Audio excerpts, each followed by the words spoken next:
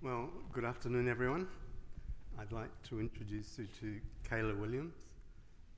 Hi everybody, I'm Kayla Williams. I am the CISO at Devo Technology. I've been in the role for just over 2.5 years now, and part of, there's an echo. Part of my role is to assist in the surveying of folks just like yourselves, because I'm sure you've all had the surveys come through about burnout, and Devo is very passionate about finding ways that we can assist SOCs and CISOs with ways to overcome the battles that we face every day when it comes to cybersecurity burnout. And Peter? I'm Peter Coronius. I'm the founder of cyberminds.org. As you can tell, not from around here, but it's starting to feel like it's my second home. Kayla and I both come from Greek backgrounds, and I came up with this opening gambit. She doesn't know about it yet, but what do you get when you get two Greek cyber professionals on the stage at RSA? A shouting match. The best I got was Cyber Souvlaki Cook-Off. Listen, thank you for coming. We hope today will be interesting and informative for you. We want to cover off on the topics that are outlined there in the heading there. We're really talking about this whole phenomenon of burnout, but we're looking at it from sort of two slightly different perspectives, but of course you'll see that the two are related as well. So Kayla's going to be coming in through her leadership experience, particularly as a woman in cybersecurity, around the gender perspectives. And I'm going to give you a short foray into the neuroscience of burnout. We love talking about neuroscience in CyberMinds. I think we might need to drop the volume just a little bit there. We're getting a bit of feedback. And so we use neuroscience because we know that cybersecurity professionals are really interested in knowing why things work. And so I think you'll find it quite interesting to find out about what the problem is here from a neuroscientific standpoint, but also what the solution might look like. And the great news is that the second half of this session is going to be experiential, where you'll actually get to experience a taste of the IREST, or the Integrated Restoration Protocol, that we as CyberMinds are bringing to teams in the US, Australia, the UK and elsewhere. So we actually get a feeling of what it is to actually come back into a part of you which is feeling a bit more calm and in control. So with that, let's begin. I assume you can read the disclaimer and you're prepared to sign that? No pressure. So we're looking at the state of burnout in cybersecurity. I wanted to start with you, Kayla, with a little bit of a story here. And I want you to imagine that you are responsible for a network, that you suspect that there may be some vulnerabilities there that are unpatched. And there may be more than one. You also suspect that there may be some legacy systems in play of which you have entirely no visibility of. Sounds familiar. I think we all can relate to that, right? But it gets worse. You feel that your job may depend on identifying and remediating the vulnerabilities, and that there are going to be downstream consequences ultimately for the entire entity if you're not able to resolve these. The question is, I have just described the typical brain of someone working in cybersecurity these days. You know from the work in AI that we are using the human neurology as the model for neural networks. And I think there are great parallels between what we see in network vulnerability in the cyber landscape with what we understand as being some of the neurological drivers or the vulnerabilities that are driving our burnout. And so the question for today is, how do we patch those critical systems? How do we secure the ultimate primary network that is going to enable us to both not only survive but also thrive in these roles? Yeah, it's absolutely something I can relate to as a CISO, but also coming up as a cybersecurity professional through various industries. Always feeling that I had to be on, always had to be available. I'm sure you all can relate to that. I personally can say I've woken up in the middle of the night, and been like, what I miss, and grab my phone. I'm checking Slack, I'm checking email, and it certainly does take that toll. And it's very relatable, and I'm sure everyone here can relate to that. And actually, before we jump to the next slide, I did want to say, if you have a smartwatch that or anything that like tracks your heart rate, take a look at it and see what your heart rate's at now, because after we do the exercise, you'll be able to see a marked difference in your heart rate. I went down yesterday from being in the 90s to a 52, and I'm pretty sure my watch registered me as dead for that thing, because that's even lower than when I sleep. So if you do have the ability to check your heart rate, I would just keep track of what that number was. Yeah, and hopefully I've just elevated your heart rate by giving you that scenario. Yeah. So we've got a really high baseline to work off here. But I mean, continuing the metaphor just a little bit more, I mean, what are the indicators of compromise for unaddressed vulnerabilities within this system that I'm talking about? And it will be things that you may be familiar with, like interrupted sleep or irritability, difficulty in concentrating or focusing, issues with emotional regulation, the capacity to remain grounded and feeling a sense of control.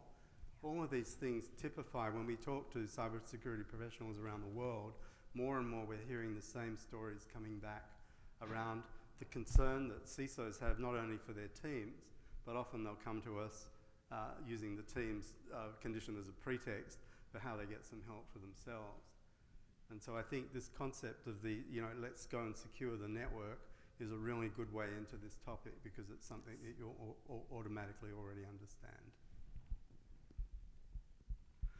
When we look at cybersecurity in particular, we notice that we've identified at least 15 stressors that are coming to bear, and we believe that they're unique in combination. And we're not trying to make the case necessarily that we are the worst affected of all groups in society, but we definitely make the case that if we fail to address burnout in cybersecurity, then the downstream consequences for the organization, if you're running critical infrastructure, even for society as a whole, can be quite catastrophic. And so that's the reason that CyberMinds is coming in and focusing on. I have 25 years in cyber myself, and I realized straight away that this protocol that I'm going to be sharing with you in a while is of great importance, because you have things like a high attacker skill set, possibly even a nation state coming after you. You have this very common thing we hear about the lack of visibility of your own success versus the high visibility of a single failure. Do these sound familiar to you, Kayla? Absolutely.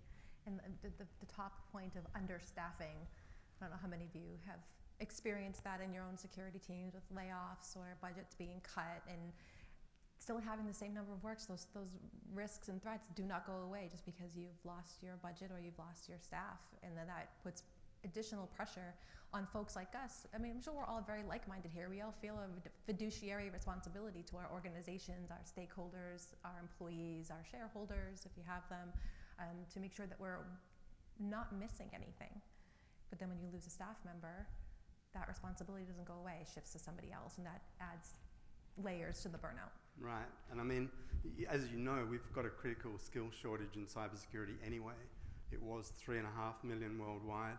I think the number is now around 4 million, and my projection would be it'll be at least 5 million by 2027.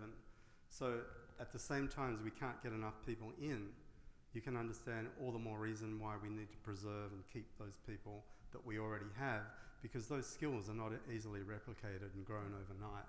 And so I think you understand that the criticality and the timeliness of these kind of interventions. COVID has also added to the stresses of teams. Also the increased regulation. I think there have been many presentations at this conference on the SEC regulations coming to bear now on CISOs.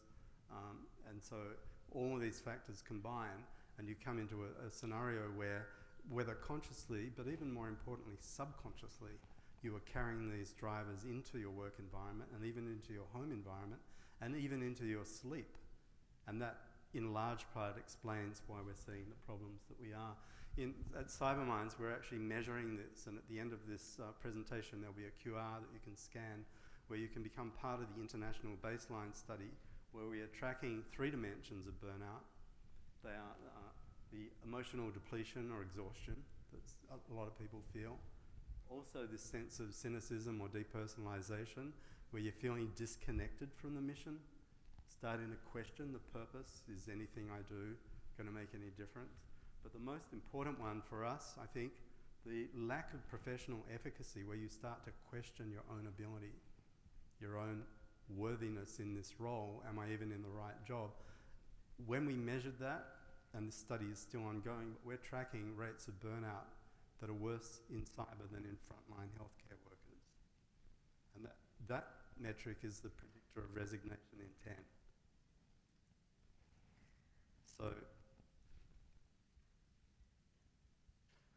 So I think, from my perspective here, I've experienced a lot of burnout in my time. I've been a CISO for just over 2 years. So, everyone says like 18 months to 2 years is like the life cycle of a CISO. So I've actually gone a little bit past that, for better or worse. Who knows at this point. But the survey that Devo has conducted this year, we did a survey of 200 cybersecurity professionals, so CISOs are those that are responsible for cybersecurity in Fortune 500 companies. And we took a look at this, and the results it's absolutely staggering. But what stands out to me the most is that 83% of IT security professionals have said that burnouts led to errors that have caused breaches and incidents.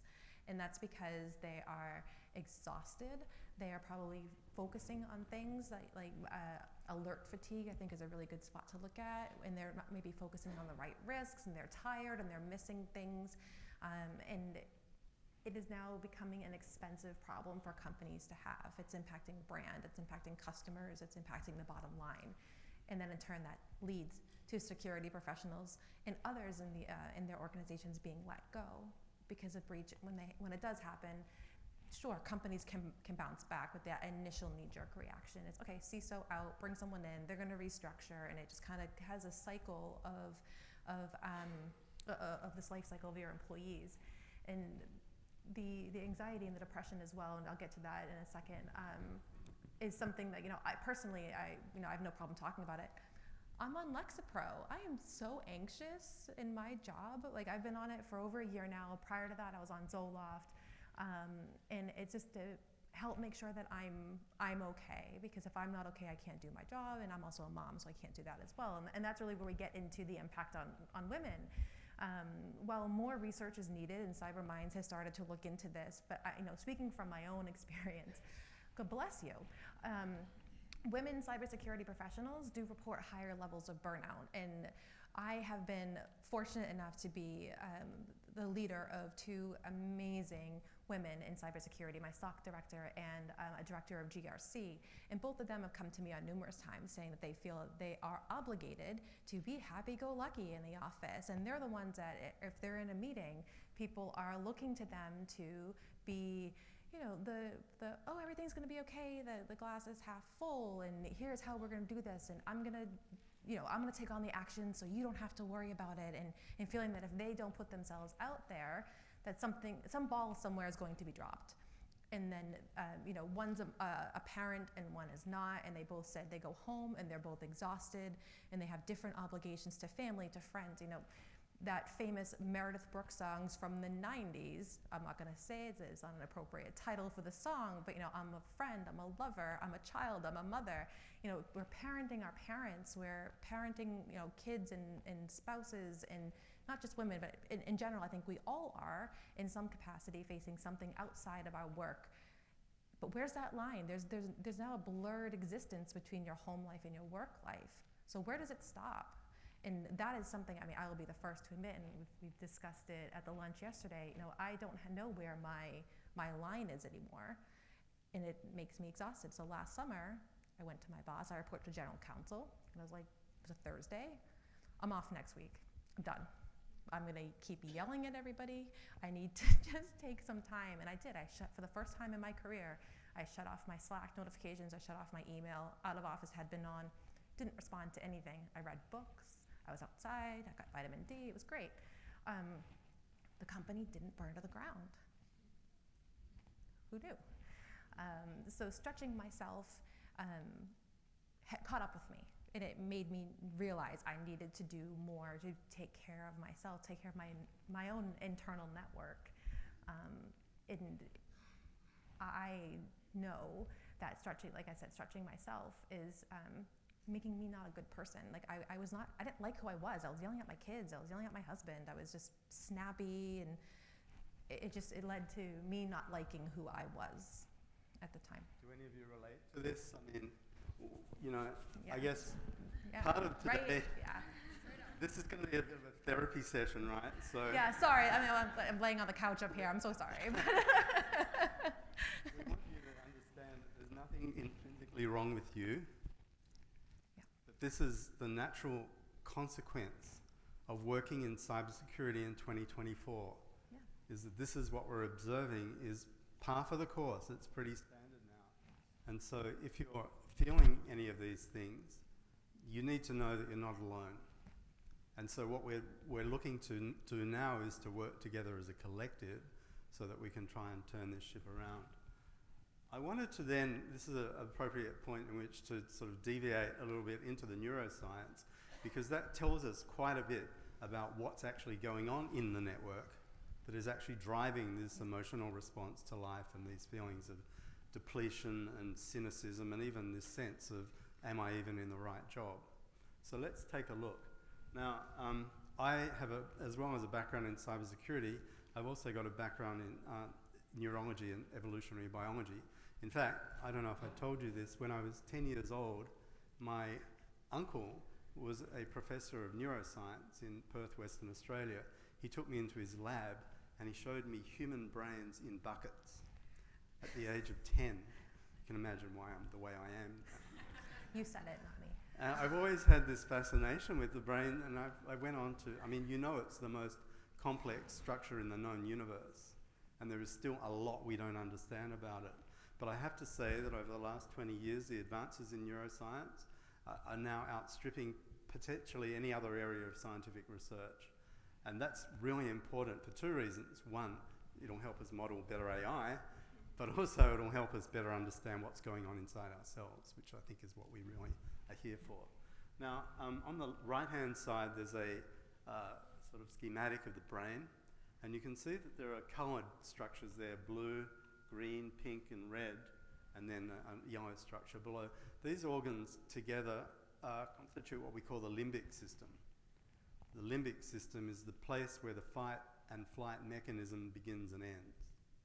And so when we are in an attack situation like the one on the left, and in fact this was the kind of scenario that the limbic system evolved to address. So it is optimized for that kind of situation. Cortisol is released when the amygdala perceives incoming signals. It triggers an emotional reaction that short circuits all the inputs away from the cognitive brain in the prefrontal cortex, where your thinking, calm, rational, executive functions are, and instead it's moving you into a reactive mode, which is the fight for your life. Cortisol levels go up. In turn, you get a cascade into adrenaline going up. Heart rate increases. How's your heart rate right now? The breath increases. The pupils dilate. You're starting to sweat. Basically, you're preparing for the fight of your life. So what I'm hearing is I shouldn't respond that way when I get an email from the CEO or a late night Slack, because that's how even sitting up here right now in front of all of you, I'm sweating, I'm nervous, Yeah. right? And that's my system is So turned on. the amygdala stores the emotional memory, and that's exactly what's going on here. Now, unfortunately, this system is not optimized for a virtual threat environment. This was designed by nature through proto-mammals 205 million years ago. So we are carrying some very ancient evolutionary threat detection and response systems in our brain. But it was always only predicated on it being a physical threat actor. And what's critical is that in that situation, once the threat has passed, the system is designed to de-escalate. And so we get the parasympathetic nervous system coming online, and we get the cortisol levels coming down, and we're returning into rest and digest. That's what is meant to happen. That's what the system is designed to do. So, the good news is that the processes by which anxiety and high levels of stress and this hypervigilance remain locked on, because remember now, if I go back, there is actually no off switch when the threat is a virtual threat. There is no signal to de-escalate. Mm-hmm. And that's essentially at the heart of the problem that we're seeing in burnout in cybersecurity. There is no cue to tell us that we are safe. Okay, so we need to figure out what we can do about that so that we can effectively hack the system or install a manual override so that we can bring the system back into equilibrium when it's not going to do it of its own accord. Absolutely. I don't know how to turn it off. Like I said, whenever I go from, it feels like it's one firefight to the next, always drinking from the fire hose, and get the Slack message from the sales guy asking to be a part of a sales call, and then you have to do something for the board, and then you have a customer who's asking questions about something over here, and a vendor who's had a breach, and then a customer's asking, are you impacted by this vendor breach? And it just constantly feels like it's cyclical. It's just one fire hose event to the next. What is even more interesting, and you've probably heard of neuroplasticity. Who's heard of that term before? It's basically the brain changes under the different environmental stimulus. So if you hold a brain in trauma or in stress, those organs in the limbic system will actually begin to change, and in fact, some of them will actually enlarge. And so this is why trauma is so difficult to step away from, because we've actually done changes to the underlying infrastructure of the brain, and it's not something that we can simply talk ourselves down off the ledge. We actually have to go in and do some work to actually change the internal state within the brain from a position where I feel like I'm always in danger, whether it's the attack that I'm worried might come overnight, or whether it's the consequence of failure when the organization's systems go down, or the email from the boss and what might attach to that. All of those things are negative stimuli that are keeping this hyperactivation going. The brain, bless it, it's designed to protect us, and it's going to say, well, if this is the new environment that you're putting me in now, I better develop some infrastructure to survive in that state. But that's not a good thing. This is not positive neuroplasticity in the sense that we want to see it. The good news is that it's a reversible process. And so as we begin to put the brain into a safer environment through the process that I'm going to show you in a minute, the brain starts to figure out, oh, wait a minute, maybe things are not this sort of chronic stress situation that I'm fearing. Maybe there is another place that I can be, and the more that you can immerse your brain in that alternative state, then the more that you're signaling to it that it can start to de-escalate in those, and to depopulate those structures that are keeping you switched on. And instead, we're going to build out new areas of the brain governing emotional regulation, calm, clarity, better decision making, and the ability to switch off at will. Does that sound good? What did you experience yesterday when we did the protocol over lunch with Stephanie? So it was very calming. I felt head to toe. I could feel very much like if you've done like a meditation session on your own, or in like a yoga class at the very end. But it felt more clarity. I felt more calmness in my breath, which I didn't realize was a problem that I had, I guess. Who knew? My shoulders tend to be up here. Never mind the shoulder pads right now. It's like more up here, and I was able to relax. And yeah, my heart rate dropped into the low 50s. It was unbelievable. I am very skeptical of everything. That's like how I am by nature. But this was incredible, and that's why I said take a look at your watches, because it changes your life. Yeah, it's actually measurable. Let me talk a little bit about the IREST protocol, the Integrated Restoration Protocol that we're using in CyberMinds now to bring some relief to our peers. Maybe I have a bad connection here. Okay, we'll keep going. Is that working? Yeah. I'll just try not to move. Dr. Richard Miller is based over in San Rafael, actually. This protocol was developed here in the US over the last 40 years. We're very privileged to have Stephanie Lopez, who's the senior trainer and facilitator for the US, on board with CyberMinds now. We're working directly with Dr. Miller and with Stephanie. And we're actually bringing this protocol that he had first taken into the military in 2006 for returning veterans from Iraq and Afghanistan who were presenting with trauma from the conflict zone. And they were able to demonstrate and measure through scientific or clinical studies that they could bring people down from the highest levels of clinical trauma according to the clinical indicators down to subclinical levels within a month. Oh, there's my backup plan. Okay. So I thought, well, I can see a lot of parallels between the military application of this and cybersecurity. And so I thought, what happens if we bring this into cyber? And we've actually now developed some programs that we can share with you after, if you want to come and talk to us, specifically around how do we get rid of trauma during breach situations, how we can help manage trauma in breach teams while the breach is going down, or at least immediately after. Because we're working with clients now that find post-breach, they're losing up to 50% of their cyber team are actually resigning because of the trauma that was not managed properly during that event. Also, we provide preventative support so that we're building in resilience, particularly into new entrants that are coming in, maybe even younger people with anxiety, and we're trying to get them strong and resilient from the inside out. Now, when we talk about resilience in cybersecurity, what do we usually refer to? Disaster recovery, being able to bring your systems back up and also be able to shift. my heart rate just went up, everybody. I scared the crap out of myself. But yeah, so you're building your own resilience and your company's resilience so that you can handle a disaster scenario and continue business. And what do we normally mean when we talk about human resilience in cybersecurity? That's a really good question. Well, I'll answer it because you didn't see that coming. But typically, we talk about training the staff.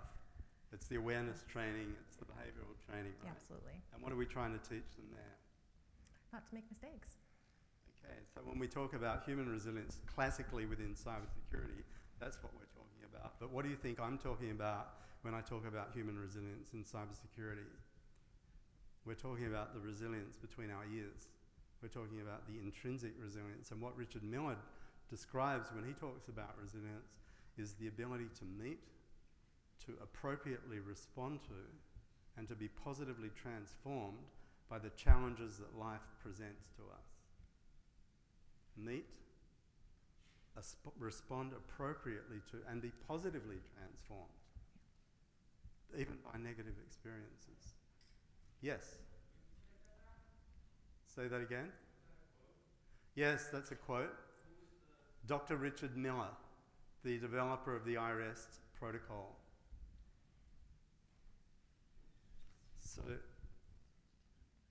are you hearing me still? Yeah, I think we got this down. So, we can measure brainwave activity, and this is a actual EEG scan of my own brain. You can buy Bluetooth devices that attach to your device, the headsets that you put on. You can actually measure your brainwave activity. What's happening here is that I'm actually in probably a state of beta brainwave activity where I'm very focused, and you can see the attention is actually at 100%. Okay, now that's where we probably are right now, unless you're in some high beta where you're feeling anxious and stressed out and the world's going to end. We don't want you there. Definitely we'd like you in the lower beta frequencies when you're focusing. If you're in an emotion reaction, the flight and fight, you're not going to be in a zone of attention. And so we're training the brain through this process, it's a neural training regimen, to be in the appropriate brainwave frequency for the situation that you need to be in. And in a minute, when we give you the protocol, we're going to take you even deeper than just the low beta into alpha, where you feel a little bit dreamy, a little bit relaxed. You know that feeling you were starting to feel yesterday? Yeah. And then as we go deeper in the protocol, we can even take you down into theta, which is like a hypnagogic state, which is where you normally experience this edge of sleep. And that's actually a very creative window that exists there, and you get some insight. And then finally, if we're lucky, and we probably won't be able to do it in 10 minutes, we can get you down into delta brainwave activity in the slowest brainwave states that are equivalent to deep sleep, but you're still fully conscious. And it's an amazing experience to actually, I know I started to hear myself snoring, and I thought, oh, that's what they've been talking to me about all this time. So we've got the ability to manipulate the brainwave states directly, and also to work with emotions and beliefs and stressors that are sitting down in the subconscious that might otherwise be too challenging to work with.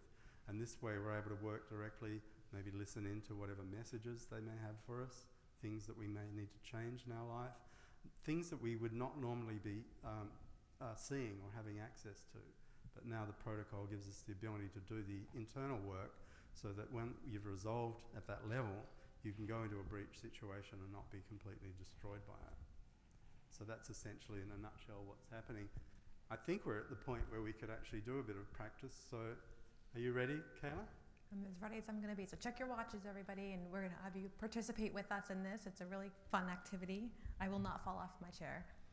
Okay, normally we deliver this, we can do it virtually using headphones, and you don't need a screen, you just need to close your eyes or leave them open if you want. If you want to lie down in the aisle, that's fine, but for now, I know whenever we go into cyber groups, the moment I say that, people are straight down on the floor because it's like they just know they need the rest. Well, but it's it also worked. not in San Francisco. We didn't have bean bags today, but chairs are fine. So I invite you now just to close your eyes, if that feels comfortable for you, and we're going to just take a few minutes to just bring everything back down into equilibrium. And effectively, you know, from a neurological standpoint, what I'm doing is I'm leading you out of that part of the brain which is hyperactive, and we're going to move back into sensing the physical body, sensing into the physicality of the body right now. And you might feel it as the weight of the body in the chair.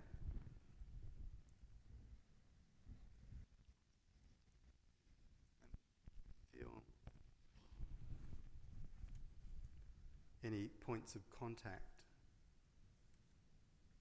with the feet on the floor and the back resting against the back of the chair.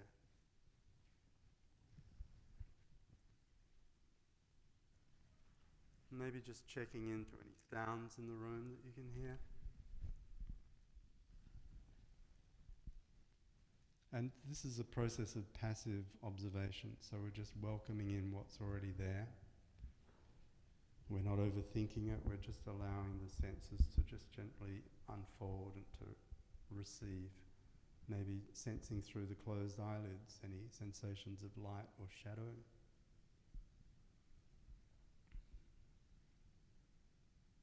Maybe even feeling the touch of air on the skin. The movement of the air through the nostrils, and just letting everything settle. And if thoughts are there, we just let them go. They can be there, we're not forcing them away, but we're just preferring to bring our attention to rest on what's unfolding in the body in this moment. Perhaps even you might feel an area of warmth. Is there some part of the body that feels warm right now? Where might that be?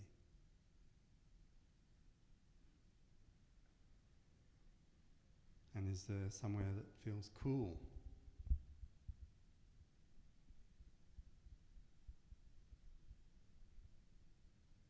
And go back to the warmth. And bring awareness to the coolness. And what happens when you hold the sensations of warmth and coolness together at the same time? What do you notice? And are you able to step back from that into a more pervasive, open field of awareness in which this experience is arising? And just allowing the awareness to rest with itself as all these other sensations come and go. But the awareness feeling to you like a ground and an anchor, a place within you that is reliable, safe, secure, And maybe even grounding that back into the physical body, affirming that sense of grounded safety within yourself.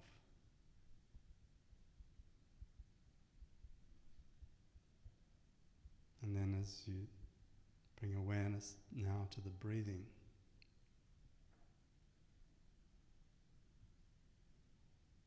feeling the breath, the movement, the flow, the rise and fall of the chest.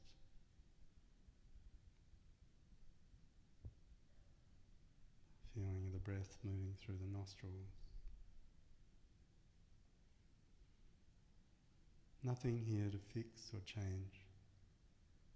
Everything just as it is. You might even begin to count 4 counts on the in-breath. At your own pace, noticing a pause at the top of the breath, and then 4 counts as you breathe out. Again, a pause. Just repeat this cycle for a few breaths.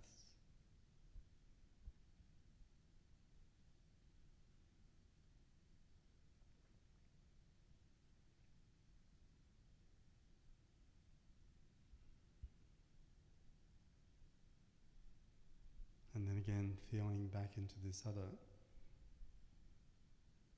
observer state, this part of you that simply notices the breath, but is itself unchanging.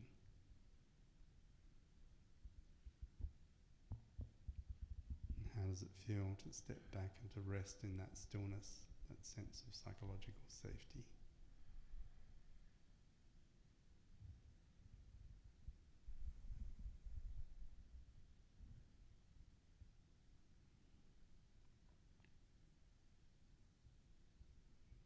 Might even bring awareness down into the hands now. Feel into the left hand. Do you feel a tingling or a pulsation or a warmth? Whatever is there, and then across to the right hand.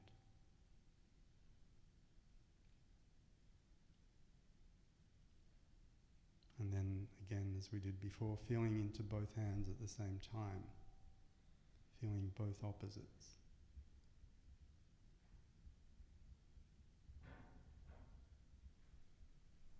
And you're able then to step back into that part of you that notices.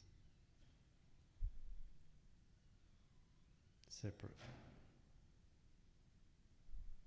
Expansive awareness. Unchanging.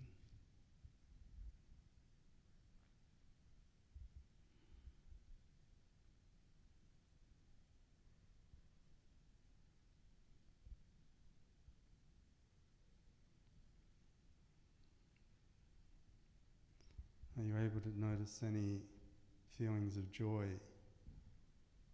using the image of a memory, a person, a pet, something that brings you joy, pleasure? Allow those feelings to rise up in you now. And where would you feel that in the body?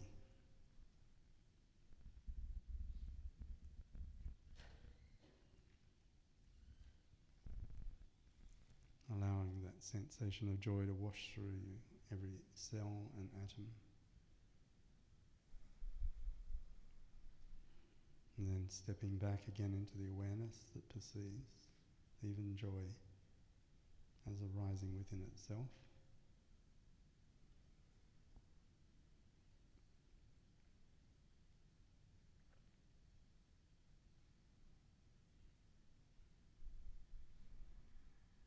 Just resting in this state for a moment.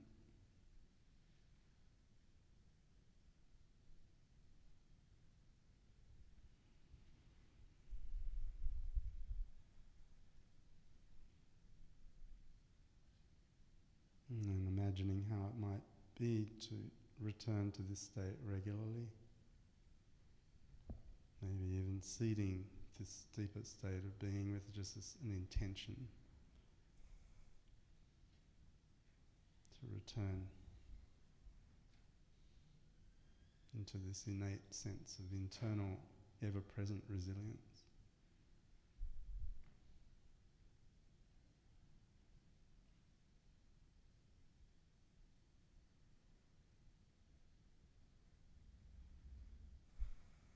And how it might be when you emerge, as we will in a moment, noticing what has changed.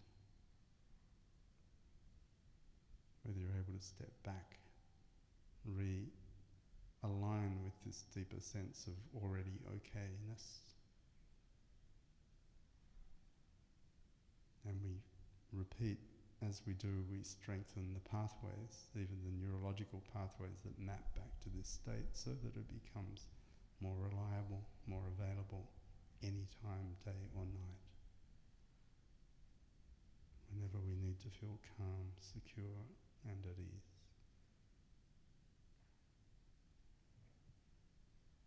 And in a moment we can just begin to open the eyes in your own time, but just grounding back into this sense. Presence. And if you want to check your heart rate, I feel like mine was a little bit skewed because when I dropped this thing, I shot up into the 120s. Scared myself. I mean, let's just unpack what happened there. I mean, it seems like that was just an exercise in self-talk, but really what we were doing was we were moving, by moving awareness away from the thoughts and back into felt sensations, we're actually stimulating this thing we call interoception, interoceptive awareness. And there's a lot of science now that's developing around this ability, forging new networks that are more tied to what's happening physically. And it gets you out of these recursive loops, the negative thinking, the fear, the anxiety. The ability of those mind states to define you starts to diminish. And you're building this new muscle of resilience from the inside out because you're actually reorganizing the brain. You're even changing the chemicals, so we're getting serotonin up, dopamine down, and we're actually doing a lot of beneficial physiological work as well. How did that feel for you, Kayla? It's really good. Except for, like I said, I dropped this, I scared myself, so I was my fight or flight was on because I was embarrassed. But it was really good. I've recalibrated. I went down from 118 to 87. It's good in percentage terms. Yeah. Look, should we take some questions now and then do the next steps, or? Yeah, absolutely. That's not an issue at all. Do we have We've got a couple of slides at the end in terms of actions and learnings to take out of this session, but I think maybe we should take a couple of questions if there are any. And by the way, if you don't feel like talking right now, that's perfectly typical of what happens. Okay. Can you talk about the Ron. importance of humor as a way of stress relief? Mm-hmm. Like, I appreciated your humor through your talk. Even when you dropped what happened, it made you seem very real. We were able to laugh with you. Yeah, Which that's my go-to humor. That's my trauma response, right? I think if I can't laugh at myself. I think it's very important to be able to make light of like, I couldn't control that. It fell out of my pocket, right? So there was no way that me having a reaction of anger or frustration with that was going to serve me or any of you. So I've trained myself to look at the humorous side of things and try to make light of it so that it kind of eases my own anxiety and my own really, like, I would actually call it almost like a paranoia that I messed up, I did something wrong. And I do that a lot at work as well. And when we have practiced this, they're not dad jokes like the one he gave us at the beginning there, but I do try to interject and try to make people laugh because then it makes them more comfortable as well. It's like, oh, okay, so she's okay with it. And I think it kind of brings everybody back down a bit. And I mean, obviously in Log4j, was I cracking jokes? No, but trying to bring some levity certainly helps to reduce my anxiety and how I can control that, right? I control how I'm going to handle a situation. And I think that's a very important point to raise, that sometimes, you can't control everything, you gotta laugh. For sure. And I'd say in evolutionary terms, I think they've done studies on humour and actually it's designed, it's like a natural response to tension. And often comedians will set up tension within routines and then they'll break the tension with whatever the punchline is. And so there is something about and I would always take the neurophysiological look of humour and say what's actually going on, why does it feel good when we laugh? And the likelihood is that we're actually manipulating our neurotransmitters. So we're probably bumping up those feel-good hormones, right? And at the same time we're down-regulating our stress hormones. But the problem with humour is you can't always be joking in these kind of situations.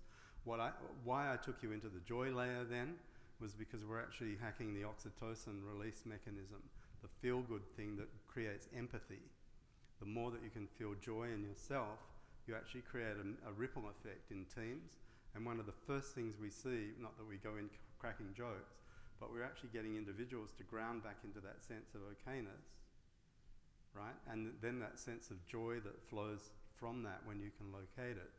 And the more that you reinforce it and you build resilient networks that make that place more accessible, the more that you see improvements in morale within teams very quickly. I think we're almost out of time. Let's go to the actions, do you think, Kayla? Yeah, absolutely. So one of the things that I would say an immediate action for individuals, and it's really, really hard, and I will be the first to admit that it's hard because even being a CISO myself, like setting boundaries, making sure that if I'm out of office, it's my responsibility not to answer emails. It's my responsibility to know that I don't always need to be available 24/7, and then actually sticking with those boundaries I've set it's a skill, and I do admit I don't have that skill all the time. And I do have an accountability partner. She's a former colleague of mine. We text if I feel like I'm burning out, if I feel like I need someone to. This is not like a mentorship in terms of like my career, but it's more like a personal mentor to be like, hey, this is how I'm feeling. I want to replicate what she does, and it's been an amazing opportunity for me to kind of learn more about myself and how to be grounded. But as leaders, and I think this is super important, leading with EQ. And everyone here, I'm sure, has heard of having emotional intelligence and making sure that you're paying attention to your teams is important as well. But allow them the opportunity to have some personal time during your work week. So for my team, what I like to do is give them 20% of their week to do personal or professional development. And it sounds like a lot, but what we do is, because we're in meetings all the time and we're constantly on, I have them block out their calendar and they'll be reading books, and we'll have like a little book club discussion about it. They'll be doing trainings, and it gives them the time to recharge their batteries and be passionate about something outside of their day-to-day grind. And they do feel refreshed. And we learn from each other in that way too. And the women in the room here, I'm sure, we've always been taught, at least, I'm 37 years old. Growing up, it was always like, make sure that so-and-so is okay, and you're the responsible one, and no, girls mature faster, and we're not, it's not to get into the gender stereotypes and things, but that's what my personal experience has been. But I would implore the men in the room here to also lead with EQ and make space for their employees to come to you and tell you that they're burnt out and that they might need to take some time, and not to give them, not hassle, because I don't think, in this day and age that we give people issues with PTO over, since COVID, but recognizing when you have a one-to-one with someone and they're not quite themselves, when they're not, when they seem tired, when they're not engaged, or when they're, like me, snappy. Like, I have one person on my team who is neurodivergent, never has raised their voice. And I was like, oh, wait a second, okay, let's talk. Like, what's on your plate? What's going on? Are you okay? So I would implore you to do that. And then for like a longer term action, Peter, if you want to jump into this piece here, but. Sure. I am going to share with you a slide with some QR codes on now. This is the US baseline study that you can participate in. It's all confidential, and it gives you a metric on where your teams will be sitting relative to the rest of the industry. Sorry, did you get that? Yeah, if we could stay here for a second, and then I'll just say, Devo is a sponsor with CyberMinds. It's great research, great work that we do on our own. But if you come by our booth 343, and we scan your badge. We are going to be donating $10 for every badge scan to CyberMinds, and to help fuel this research, to help bring in the solutions to the teams and the people like ourselves who need it. So I would really implore you to come and check us out, booth 343. And then also on the next slide here, go ahead, Peter, if you'd like. Well, the research, if you come and see us in a minute, we're out of time, we'll be outside the door. We can give you a reference to our research that you can download. Also, check out the programs that we're offering, and also Devo has their survey results as well. I think the final point to note is that you are not alone, that you are understood that there is a powerful movement forming now around this that is solution focused, and we're not just talking about the problem now, but collectively we hope to work with you, with the support of companies like Devo as well, to bring some hope back into back into the profession. Yes. Thank you all very so much. much. Yes, this is great. Thank you.